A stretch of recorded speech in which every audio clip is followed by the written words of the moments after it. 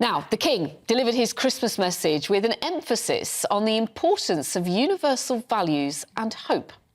He also paid tributes to selfless volunteers, praising their efforts in helping those in need.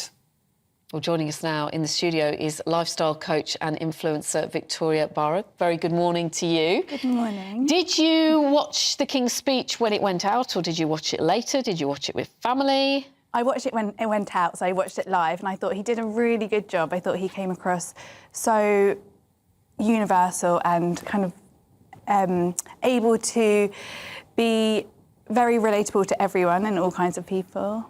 Did you find it warm? Because we were talking about this a little earlier, and I said it felt a little businesslike compared to the late Queen's Christmas message. What did you think? I suppose it did, but maybe it's so new to him. I mean, this is the first time he had done it, so maybe he was a little bit nervous. You never know. Absolutely, and I suppose what was different perhaps about this speech was there was no family photographs in the background. We had a real tree, very eco-friendly decoration, something, of course, he's quite passionate about.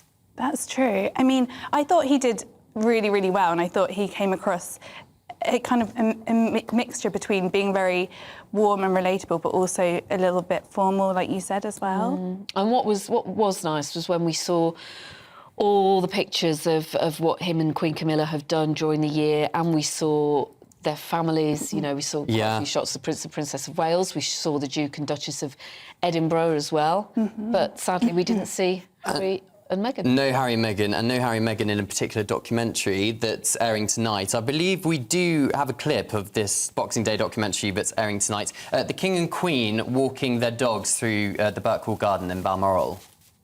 Comes through the containers. It's marvellous, isn't it? What's this one here? Which one? They are an extraordinary team, and I think it's whether they've sort of had to fight to get there or whether it's just because they've been through a lot together, and it's made them have a really strong bond. Where's your ball, Beth? There. Oh, don't leave it. They're all busy eating grass. What are you doing? She loves eating grass. I think it's so green for the day. They're both huge walkers, very fit, both of them. It's how well exercised. Her with her mad dogs. The last time she was in here, she found a mouse. I know she. And ate the whole lot. Horrible little creatures. Reappeared a bit later. She is his rock, and I can't actually emphasise that enough. She's somebody who is completely loyal, and she isn't somebody who has huge highs and lows.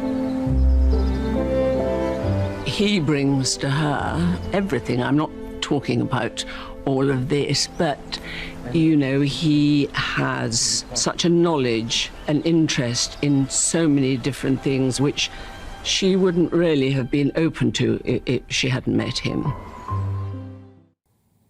That is Queen Camilla's sister. It is, yeah. And Victoria, I think in that clip you see the personal relationship between Charles and Camilla, and it's been a long road to get to that point. It has, and their relationship is beautiful. Their love is, you can't question it. They've gone through so much, haven't they? And it is lovely to see. I mean, She seems to be such a steady influence.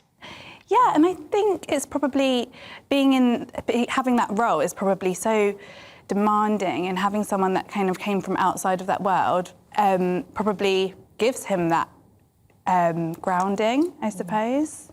And their little dogs as well, of course, Beth and Bluebell, both Battersea Dogs Home rescues, but of course been given the life, you know, the most amazing life, being King and Queen's pets.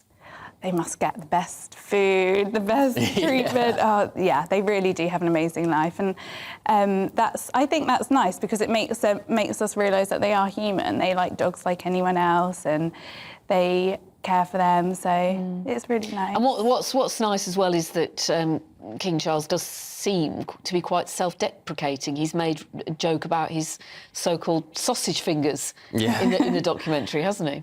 Well, yeah, and I think that's all part of it. I mean, we want to be able to relate to the royal family, not feel like they're so different to us. And that's what I thought in his speech yesterday. He did come across that he was relatable to everyone. He talked about people who had families, people that didn't have families, and I think that's really important.